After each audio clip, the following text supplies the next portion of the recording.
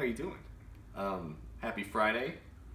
If you're in the past or the future or whatever, if you're not or anywhere close to Friday, I hope it comes pretty soon. It's been a pretty good day. It's the beginning of the weekend. It is the beginning of my vacation. I don't have to go back to work for a little while, so I'm pretty stoked about that. I mean, you know, just my birthday's coming up. It's a pretty good time. But then, on top of that, Diana's literally, as soon as I saw the announcement, I showed Diana my phone. I was like, look, and she was like, oh, great. Well, I mean, she was supportive, but she also, you know, it's just another one. Anyway, today, Bandai announced that they are releasing a Digivice Version Complete. Pre-orders opened up today, which is coincidentally August 1st. It's still, you know, July 31st over here. August 1st is essentially Digimon Day, right? It's the day that the kids go to the digital world in the original series. But they announced the Digivice Version Complete, which, you know, they've released. That's the original pendulum, shaky Digivice from 1999. They've released, you know, a few different times.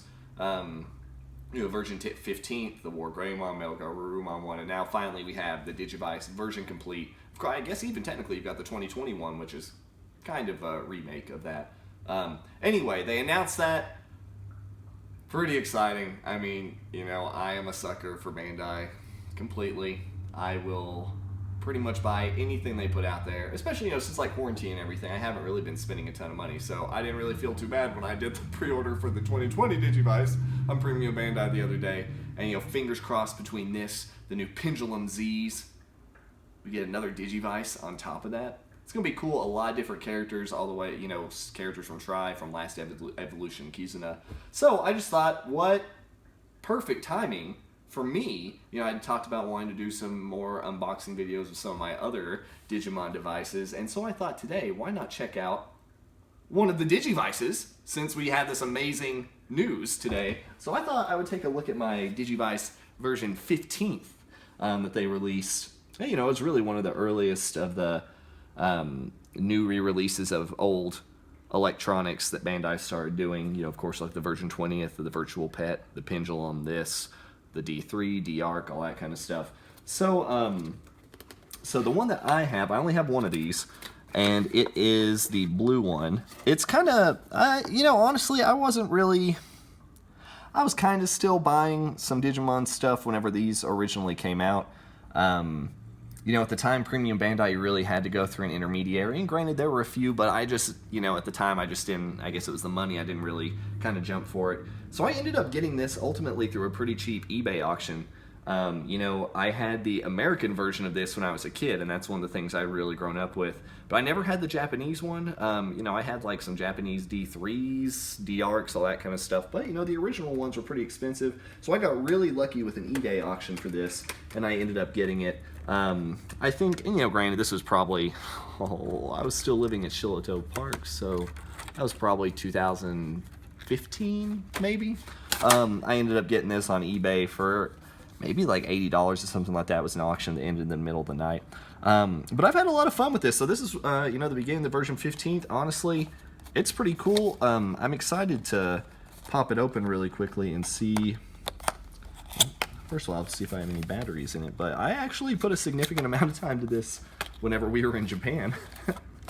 Diana will tell you, I used to walk around, I'm like, hey, wait, let me get my Digivice. Let me walk around with it.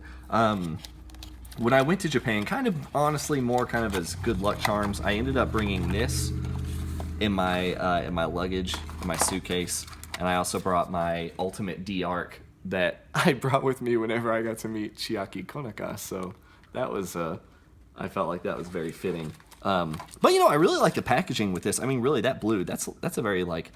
Diana and I both went to University of Kentucky, and I feel like this is very, yeah, I mean, really, the sprite art on these, and so the same thing is kind of done on the D3s, the 15th, the version 15th ones of those, and it's cool, but, okay, so Diana won't necessarily really get this, but there's a controversy a little bit in the Digimon fandom about, because obviously these are characters, even Diana, she's watched through a lot of Adventure, 02.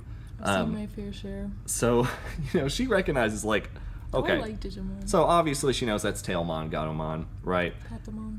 And then we've got Gomamon. So that's a big thing kind of in the fandom right now is which evolution line do they go to? So here, it's Tailmon into Magnadramon, which is, you know, that was in that the 02 movie that you really like, Diana, in the crazy trippy, the one with the golden Digimentals.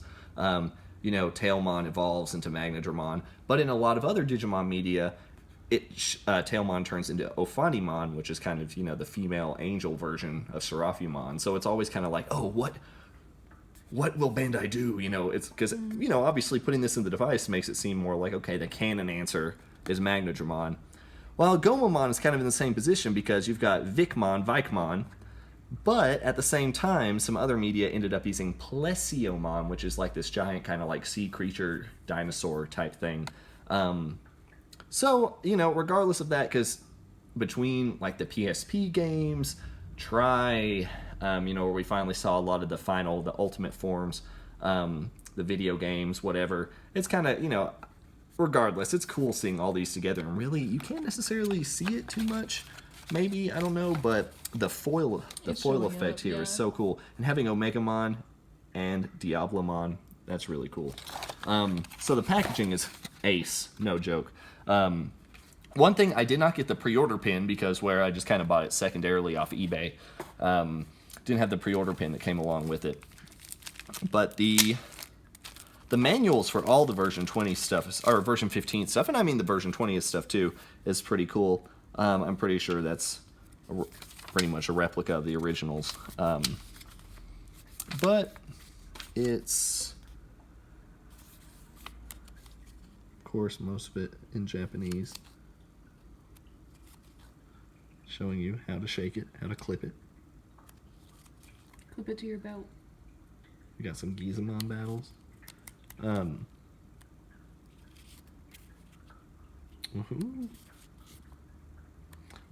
I really did put quite a bit of time into this, so I'm kind of excited to pop open the actual device itself. I might have to go get a battery really quickly. You can oogle it a little bit. Yeah, we'll need to get a battery. 1 second.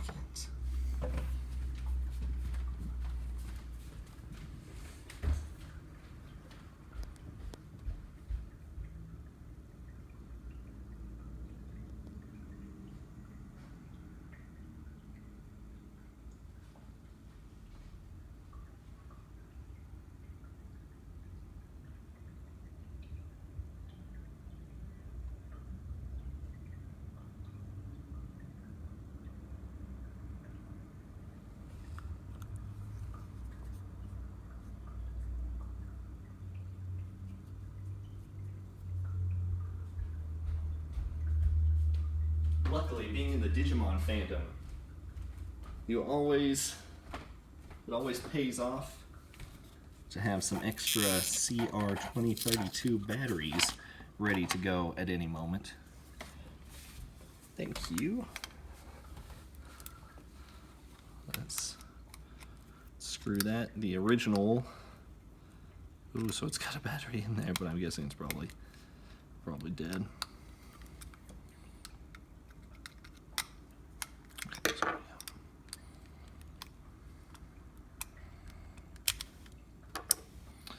I'm really paranoid around the battery covers.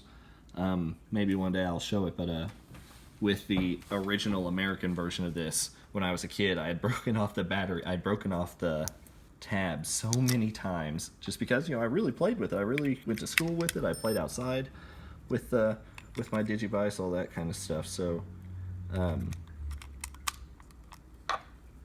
it was really helpful getting replacement battery covers. Bandai was pretty cool about sending them to me even when I was a kid. Okay, so I guess let's try to... Oh, nice. Oh, try our best to see that. Let me try to, if you don't mind, get under the light a little more.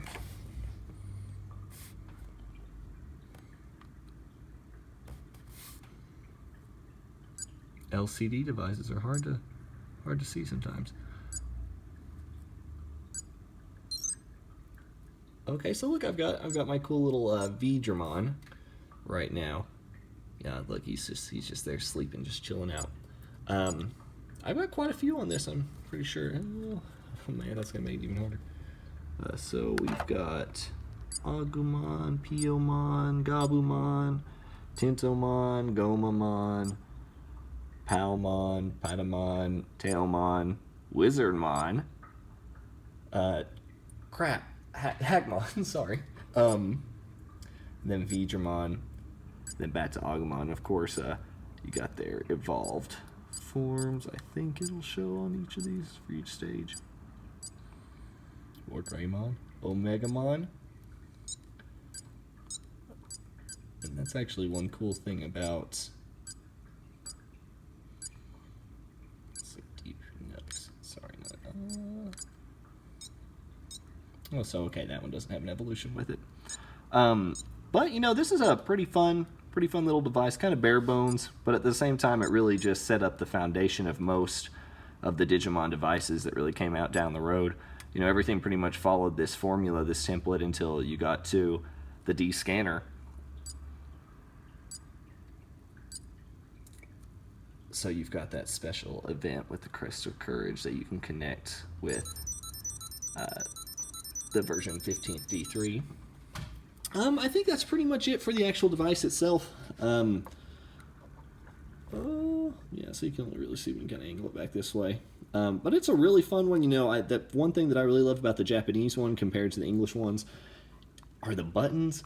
Really, these are like a very soft, rubbery kind of material, while the American version, you know, the old school Bandai of America Digivice had these really kind of hard plastic buttons, and you know, you used to have to bash those to do some of the evolutions and the attacks and stuff. Or I guess rather the attacks, the evolutions you shook it. But did you get a callus? No, but I mean, it was kind of, it would always feel like, oh, maybe I'm breaking it, you know, which sucks. I'm trying to see if there's anything else worth showing in here. I'm pretty sure Veedramon doesn't evolve, and I already saw all the other.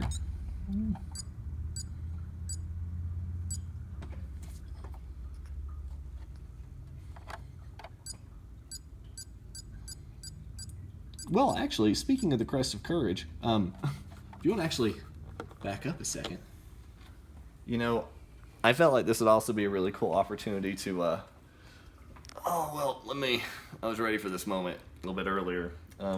Speaking of the Crest of Courage, I've got my own Bandai Crest of Courage here, too, that I thought, why not also, if I'm doing a Digivice video, why not go ahead and throw a little something else in there, too. Let me get this stuff out of the way. This is from a set that Bandai put out a few years ago. Finally, you can kind of come out of the woodwork a little bit. There was a set that Bandai put out. You know, it was really around the time they started doing a lot of the version 15th, version 20th releases. And I was really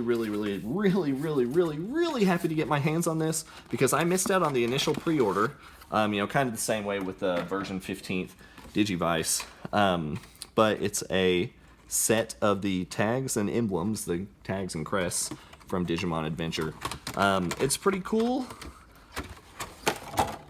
It's a really awesome little set. I think whether you're thinking about it, so it lights up, right, which is pretty cool. You know, for a Digimon fan, there was a set of these that ended up coming out from Bandai, or I don't even know if it was through Bandai. It was ultimately just kind of really cheap. It lit up. It went for so much money for the longest time, because it was really the only way that you ever got, you know, like a legitimate release of the tags and crests, which are really cool, because, you know, even with this release, right, like all of these pop out. You have the original crest, the original tag, and then you can just replace it with whichever crest, which is really cool from a, you know, a fan perspective.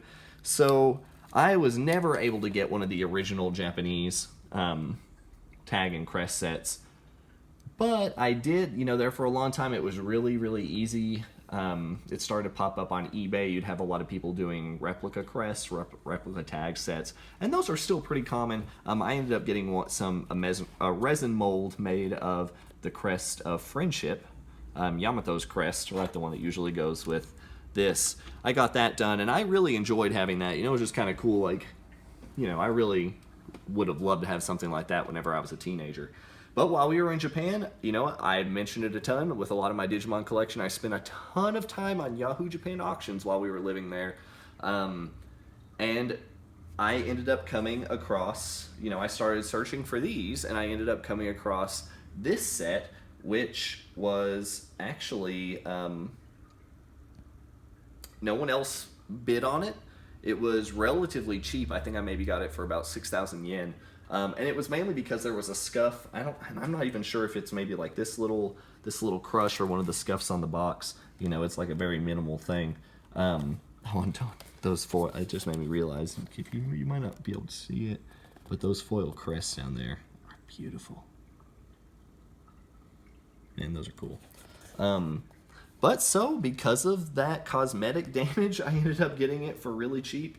I'm not gonna lie, we did a band stream the other day, and I was just feeling like I really needed some courage. We done some courage yoga earlier, and I felt like, you know what? Let me do this. So I wore the crest pretty much that entire day during the stream and everything. And right, on one hand I might be seen as childish because I'm wearing, I'm like, ooh, look at my Digimon cosplay items being cool little talismans or something for me. But, I was, Digimon's just really cool, and I feel like a lot of times just, thinking of something like the tags and crests to begin with, being a kid and coming across something where, a character is associated with courage or friendship, sincerity, purity, love, hope, light, all that kind of stuff. I feel like that's really one of the biggest things that makes Digimon so cool is that, that's really like the adventure side of it. People and their personalities come through, and, every group needs a wide variety of personalities and styles and people to kind of bring stuff together. And I think, somehow all that stuff gets really boiled down, even just thinking about these original Digivices. I think especially being role play, but being games, it's kind of like an RPG where, I don't know, even if you're just imagining it, or, it's kind of like when you're playing Pokemon. I mean, I don't know, I feel like there's a lot of player element to stuff like this that's really cool, because you can just really kind of role play and, imagine and come up with your own little adventures and contexts and situations and everything. So that's why I think really having these two is so cool. You really get to live out that childhood dream of being a Digidestined, a chosen child, one of the chosen children, because you got your Digivice, you've got your crest. I know it's a little weird because I've got the, Yamato's Digivice with Taichi's crest, but I guess it'll actually be pretty awesome whenever the Digivice Version Complete comes out, because it's going to be the first LCD Digivice that actually has like the real style from the TV show and the real color and everything. So then at that point I can finally retire this one and use the Version Complete, and then I can start cosplaying with these and not feel guilty because I know that I'm being just, I'm conflicting with my roleplay items. Anyway, thank you for watching. Hopefully you're excited about the Digivice Version Complete. I thought the Metal Garurumon and the War Greymon ones are pretty cool, and I really kind of kicked myself a little bit for passing up on those. So I'm really happy they're coming out with a new one. Bandai just keep draining my wallet. It sucks, but it feels so good. It's so great. I'm just so happy to have some more Digimon stuff in my life. Next time, I don't know, depending on the news and everything, maybe we'll try to go through some of the Digimon Version X releases. Digital Monster X releases 1, 2, and 3, or maybe D3 version 15th, or maybe some old retro stuff. Maybe pull out the twins or something like that. Anyway, thank you so much for watching. Digimon's really cool, man. Happy that you enjoy too. Thanks. Peace.